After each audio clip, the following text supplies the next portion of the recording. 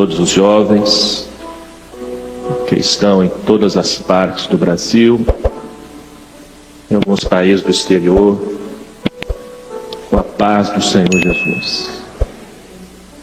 O assunto da nossa última mensagem desse mini seminário é sobre um personagem da Palavra de Deus que ocupa uma das maiores biografias da Bíblia, que é o personagem de José.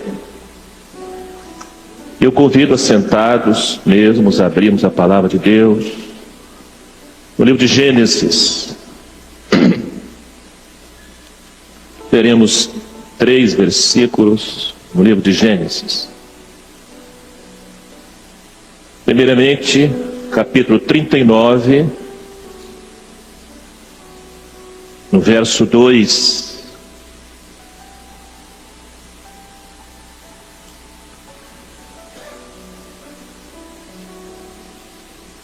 Diz assim a palavra de Deus: E o Senhor estava com José, e foi varão próspero, e estava na casa de seu senhor egípcio. Versículo 21. O Senhor, porém, estava com José, e estendeu sobre ele a sua benignidade, e deu-lhe graça aos olhos do carcereiro mor. Agora, primeiro versículo, ele estava escravo na casa de Potifar. O segundo versículo, ele está preso. Mas diz a Bíblia que o Senhor era com ele. Mas é paradoxal, não é? Capítulo 49.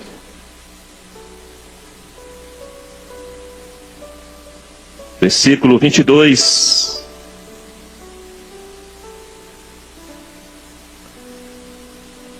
José é um ramo frutífero. Ramo frutífero junto à fonte. Seus ramos correm sobre o muro.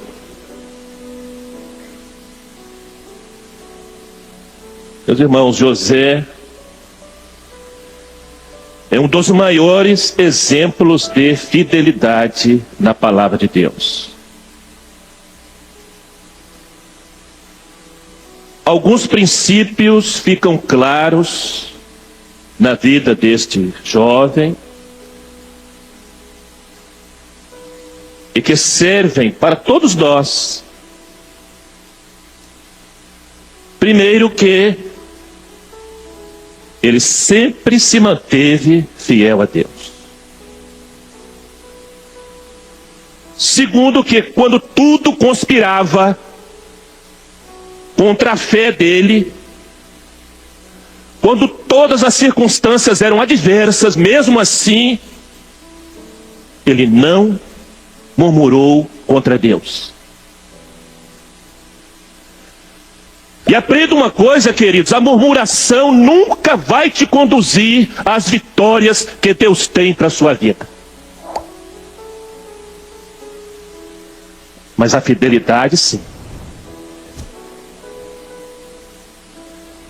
José era bisneto de Abraão, neto de Isaque, filho de Jacó. E preste atenção num detalhe interessante.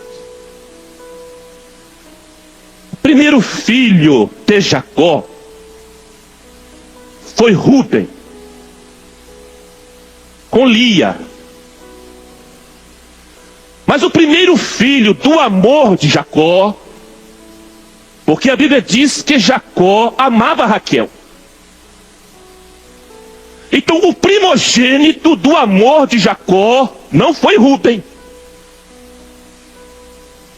O primogênito do amor de Jacó foi José.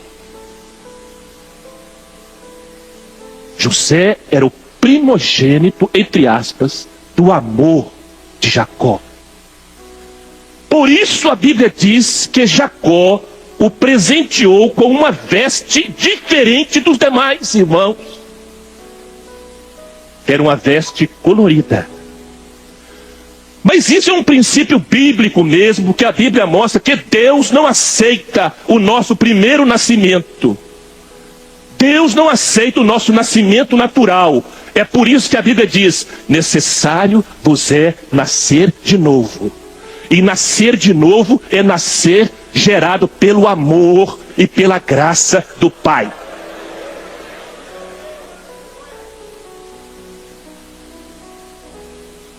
O nome José significa que Deus acrescente. Foi o pedido de Raquel quando ele nasceu, porque ela era estéril. Ele nasce por um milagre. O novo nascimento é um milagre. Mas preste atenção, queridos, que de filho predileto,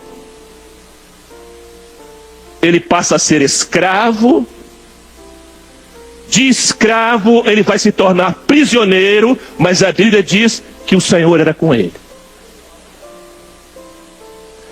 E eu pergunto aqui, amados, se você não tivesse fé no seu coração, você conseguiria entender isso? Você conseguiria processar isso?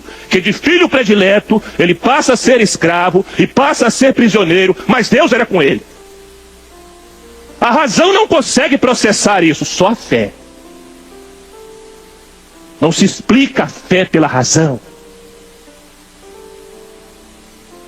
Não adianta querer explicar a fé para o seu amigo, para a sua colega. Não adianta. Você tem uma experiência com a fé. Aí eles vão entender o que você já entendeu. Mas isso não significa que você não deve orar por eles. Pelo contrário. Todas as situações difíceis que sobrevieram a José estavam carregadas de providências divinas. Deus iria usar todas as adversidades, todas as circunstâncias negativas para salvar a família dele, para salvar outros povos que estavam com fome e para revelar a soberania de Deus. Mas é evidente que José não sabia que todas aquelas circunstâncias, quando jovem ainda, ele não sabia que estavam carregadas da providência divina. Mas ele sabia uma coisa: ele sabia que podia confiar no Deus de Jacó. Ele se lembrava dos sonhos que Deus falou com ele. Ele se apegou à ciência de Deus e não à ciência, ao conhecimento das circunstâncias temporais.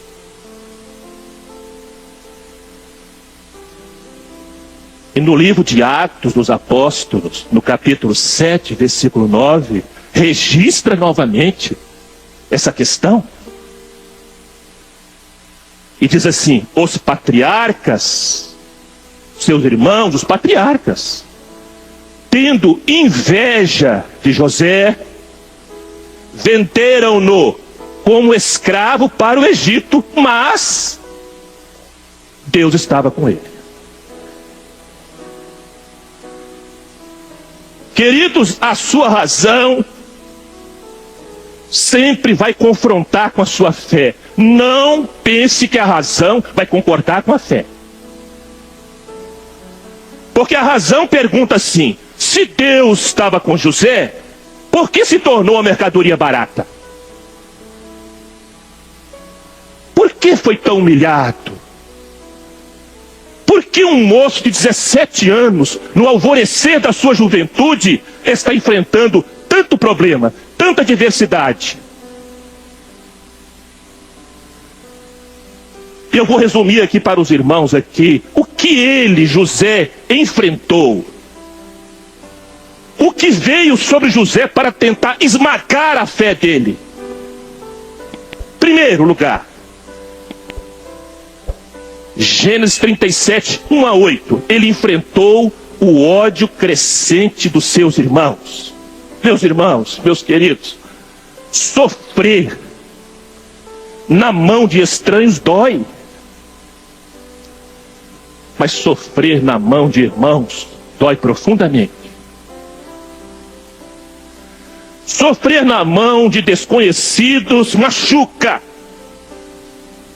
Mas sofrer nas mãos daqueles que são carne da nossa carne e sangue do nosso sangue fere profundamente o coração.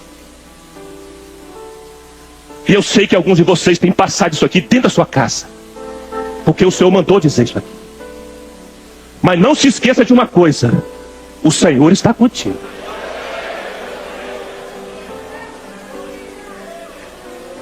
Em segundo lugar, ele enfrentou a inveja e o ciúme irracional dos seus irmãos. Gênesis 37, 11. Aprendam, jovens, uma coisa: o ciúme, a inveja é um pecado grave. É uma doença que corrói o bom senso. É uma doença que desestabiliza o equilíbrio emocional da pessoa e destrói a comunhão. O ciúme vê o que não existe. O ciúme aumenta o que existe. E o ciúme procura o que não quer achar. Esse é o ciúme. O ódio, somado ao ciúme, mataram José no coração dos irmãos dele.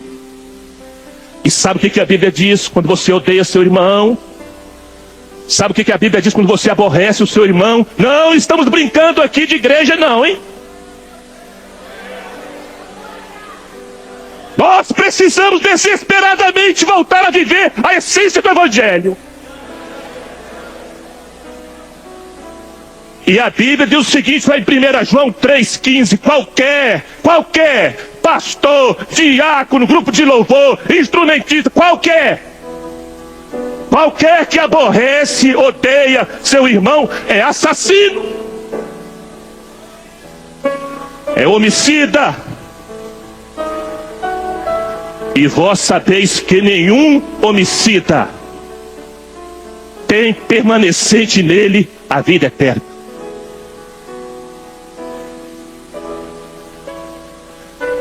Em terceiro lugar, José enfrentou a crueldade dos seus irmãos. Gênesis 37, 24. Ele é jogado e abandonado num poço. Ele gritou, diz a Bíblia, ele pediu socorro. Enquanto isto, seus irmãos riam, comiam e bebiam. Isso é crueldade. Por acaso você está rindo, bebendo e comendo quando você está vendo alguém no poço? Tem algum coração aqui nesta manhã rindo, comendo e bebendo quando o seu irmão está no fundo do poço?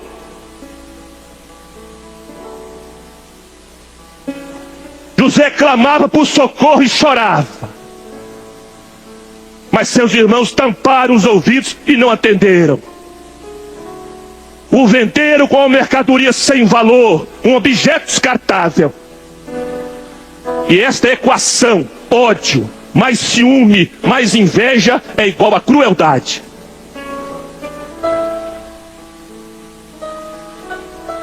A crueldade se alimenta da mentira. A crueldade se alimenta do engano. Seus irmãos mentiram para o pai. Meus amados, a crueldade foi tão grande que eles desrespeitaram completamente o amor do pai Jacó por José. E eles tiraram a túnica do amor de José, tiraram a túnica colorida de José, sacrificaram um cabrito, um bode, e mancharam aquela túnica com sangue do cabrito, e tiveram a crueldade de mostrar a túnica para o pai, para ele dizer o seguinte: seu filho tão querido, tão amado, morreu.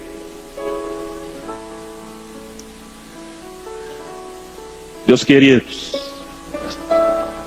o sangue de cabrito é o sangue do engano. É o sangue da mentira. É o sangue do desprezo. É o sangue do ódio. É o sangue da inveja, do ciúme, da crueldade. Ao contrário do sangue do Cordeiro. O sangue do Cordeiro é o sangue do amor. É o sangue do perdão. É o sangue da tolerância. É o sangue da misericórdia. É o sangue da compaixão. É o sangue da graça. É o sangue da benignidade. É o sangue da humildade. E o Senhor mandou fazer uma pergunta muito séria aqui nesta manhã. Qual destes dois sangues? Qual destes dois sangues estão manchando a túnica espiritual que veste o seu coração nessa manhã? Qual desses dois sangues? É o sangue do cabrito, da violência, do engano, do desprezo, do desejar mal uns aos outros.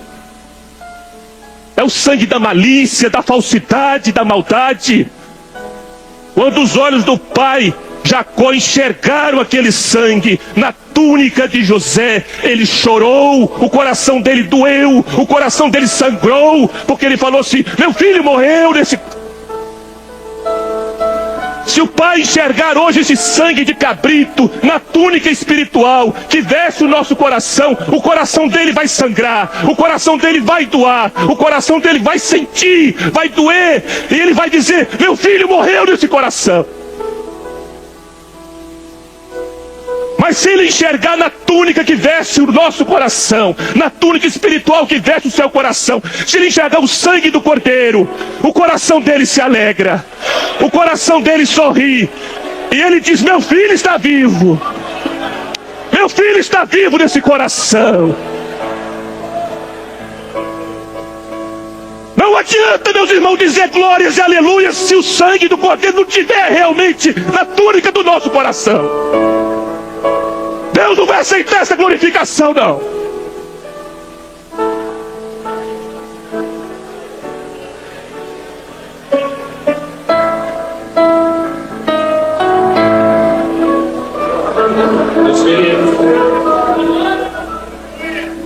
Preste atenção. Jovem, donzela, preste atenção. Só quem é fiel é corajoso para fugir.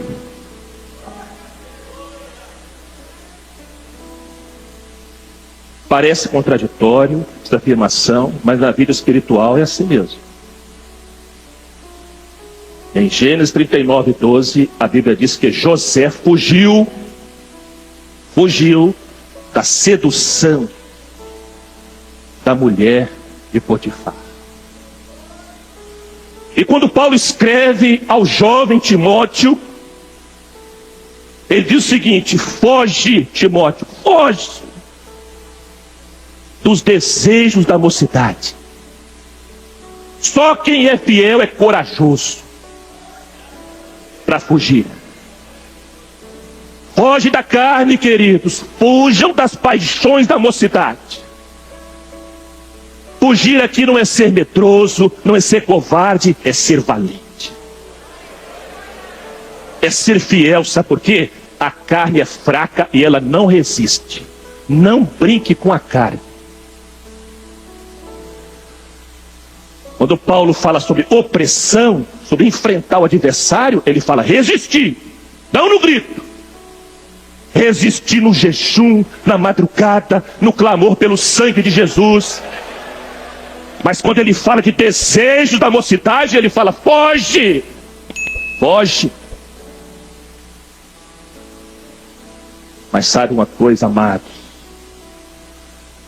Quando você fugir da carne, quando você for corajoso, fiel, para fugir dos desejos da mocidade, ela vai desafiar você.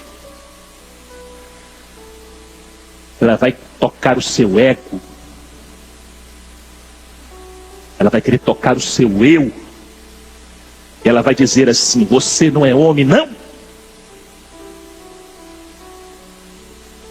A resposta do fiel é a mesma de José.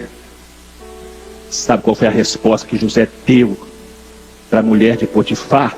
Como poderia eu pecar contra Deus? José preferiu perder sua liberdade física a perder sua comunhão com Deus. Ele estava pronto até para morrer, menos para pecar. José é um exemplo extraordinário. Quem somos nós para chegar aos pés de José em termos de fidelidade? Quem somos nós? Amados, José enfrentou a demora de Deus. José enfrentou uma das situações mais difíceis de um crente, de um servo, de uma serva de ministrar, que é a aparente demora de Deus. Quando entramos num período de provas, de deserto, de sofrimentos, nossa fé é questionada. José passou, preste atenção, José passou longos 13 anos de adversidades, lutas e fortes rajadas de ventos contrários. Mas Deus estava com ele. Você está num processo longo já de lutas, de provas, de ventos contrários. Continue fiel. Porque Deus está contigo.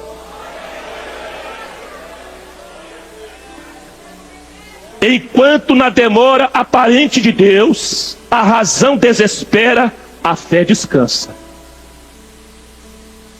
Enquanto na demora aparente de Deus, a razão grita: onde está Deus? Por que não responde? A fé, pelo contrário, a fé louva e adora. Enquanto a razão desconfia e pergunta, como Israel perguntou no deserto: está o Senhor no meio de nós ou não? Enquanto a razão fala isso, a fé genuína, verdadeira, ajoelha e confessa: tudo posso naquele que me fortalece.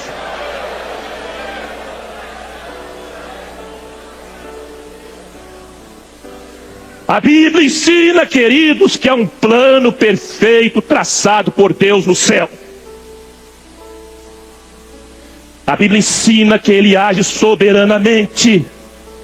A Bíblia ensina que Ele transforma as tempestades mais furiosas em experiências benditas, com o amor, com o poder, com a graça e com a misericórdia dele. José era um jovem fiel ao seu pai, fiel ao seu patrão e fiel a Deus. Portanto, ele tinha bom testemunho em todo lugar que ele ia. Ele tinha bom testemunho dentro da casa dele, no trabalho dele e na igreja também. Estamos assim? José era um jovem espiritual. Deus falava com ele em sonhos. Ele tinha conhecimento de Deus, tinha temor. E ele tinha fé para confiar que os planos de Deus são maiores e melhores que os nossos planos. Quem não é espiritual subestima a fidelidade de Deus. Mas quem é espiritual sabe que é o céu que governa a terra. Quem é espiritual sabe que não existe para nós nem azar e nem sorte. Tudo que está acontecendo na sua vida, se você é fiel a Deus, saiba de uma coisa: está na agenda do céu. E se está na agenda do céu, o último capítulo quem vai escrever não é aqui, é lá em cima.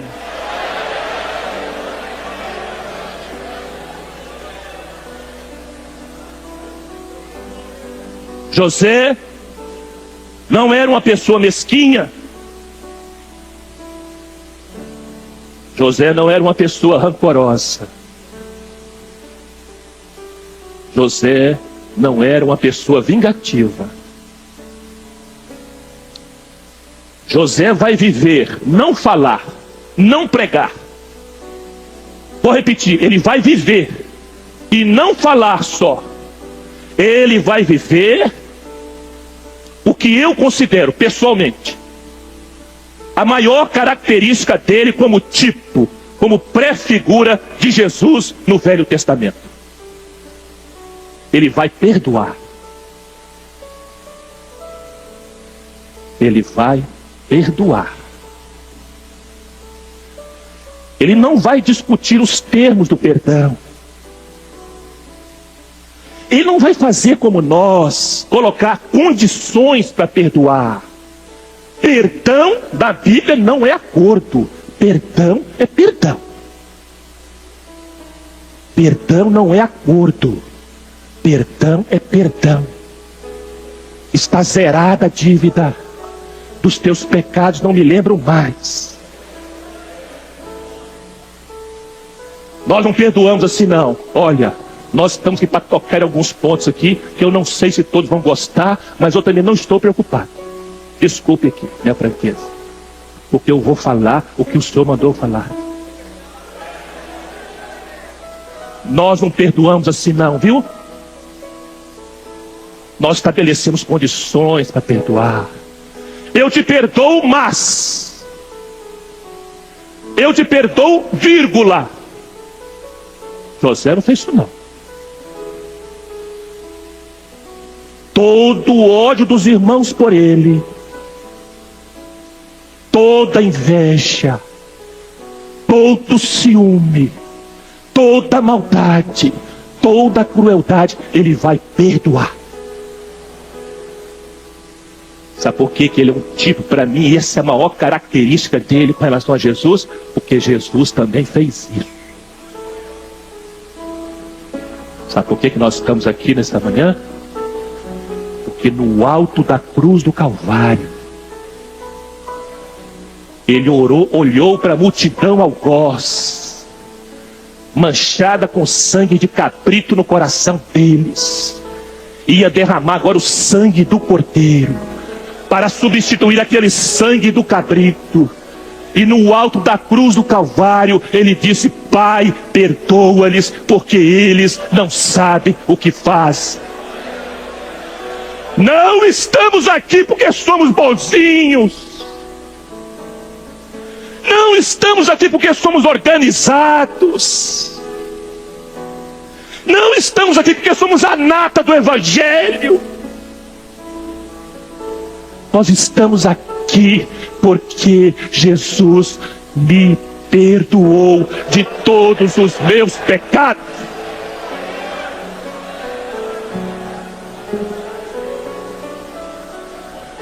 Quando Jesus lavou os pés de Judas, ele lavou com o mesmo amor, com o mesmo carinho, com a mesma humildade que ele lavou os pés de Pedro, de João, de Tiago, de Bartolomeu, de Filipe.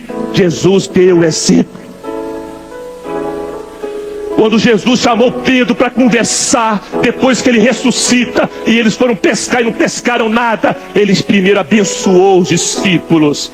Quando eles chegaram na praia, a bênção estava pronta. Pão, peixe e brasa no altar. Palavra de salvação, operação do Espírito Santo. Era isso que a igreja ia precisar. E quando ele vai conversar com Pedro, os irmãos sabem o que ele falou. Pedro, por que você me negou? Foi isso, irmãos? Pedro, eu não te disse. Pedro, eu vou te perdoar se... Não é isso não. Pedro, tu me amas? Falou do amor. Ele não falou da mágoa. Ele não falou da mágoa. Ele não abordou o ressentimento. Ele não apontou a falha, ele não tocou mais na ferida. Pedro, tu me amas? Apaceta as minhas ovelhas. José viveu, queridos, José viveu, no meu entender, a essência do Evangelho antes do Evangelho ser escrito como regra de fé e prática. Ele viveu o Evangelho.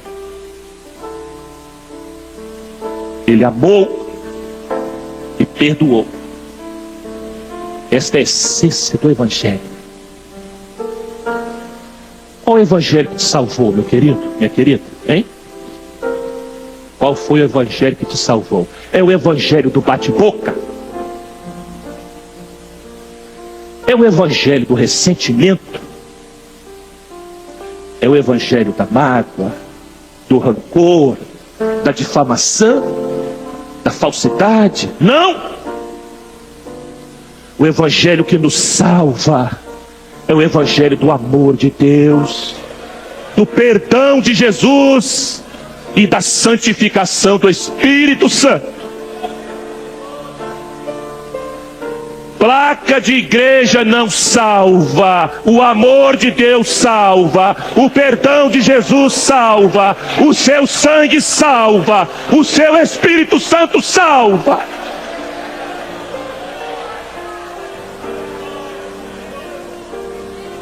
Meus queridos, no céu não tem nenhuma sala VIP para nenhuma denominação. Na casa de meu pai há muitas moradas. Embora não tenha essa expressão na Bíblia, nós gostamos de chamar de mansões celestiais. Pois bem, irmãos queridos,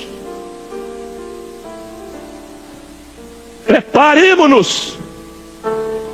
Quando chegarmos ao céu, quem for para o céu, preparemos-nos, porque certamente teremos vizinhos conosco de outras denominações que amam Jesus, que servem ao Senhor.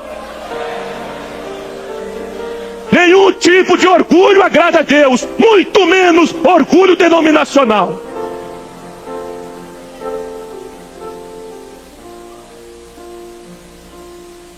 A Bíblia relata que José chorou algumas vezes, sozinho, no processo de perdão aos irmãos. Mas preste atenção, amados. Diz a Bíblia que quando o processo do perdão se completou no coração dele, ele chorou bem alto. E diz a Bíblia que os egípcios ouviram o choro de José e dos seus irmãos. A igreja está precisando chorar este choro. O mundo está precisando ouvir o pranto do perdão uns pelos outros. Porque isso é testemunho do amor, do perdão, da misericórdia, da salvação. A Bíblia diz que José os abraçou e os beijou e chorou. Os irmãos já pensaram nisso? 22 anos, queridos, 22 anos de ressentimentos, de mágoas, amarguras foram curadas naquela reunião. Todos os ressentimentos, todas as diferenças, todas as malícias foram curadas com o perdão, com as lágrimas do perdão. Estamos terminando, amados. Portanto, jovens que Deus salvou, portanto, jovens que estão batizados com o Espírito Santo, Portanto, jovens que têm dons espirituais, portanto, jovens que têm a túnica do amor do Pai, a túnica colorida, a túnica da multiforme graça de Deus, sigamos o exemplo nobre de José. Seja fiel, preze pelo bom testemunho, busque ser um jovem espiritual, com temor, com a fé que confia que os planos de Deus são maiores e melhores que os nossos. Os verdadeiros redimidos, queridos, a Bíblia diz isso. Os verdadeiros redimidos têm compaixão, têm misericórdia e têm olhar humilde. Porque a redenção que nos alcançou revelou a compaixão do Salvador, a misericórdia do Pai e a humildade do Espírito Santo. Vamos terminar agora. Lembrem-se uma coisa: a pomba, o Espírito Santo, não pousa sobre o lobo. A pomba não pousa sobre o urso. A pomba não pousa sobre a serpente. Mas ela pousa sobre o cordeiro. Você tem o cordeiro, a pomba está pousada em você.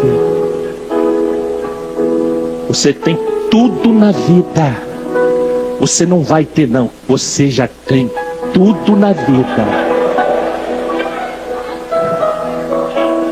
A pomba pousou sobre ti. Não a espante. Não a espante.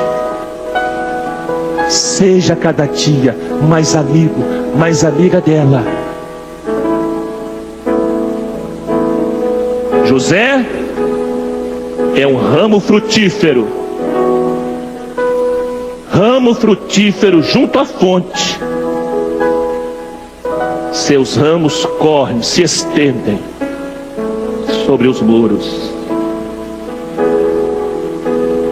E Jesus um dia falou, né? Eu sou a videira, e vós as varas, os ramos. Quem está em mim e eu nele, esse dá muito fruto. Fechar os nossos olhos.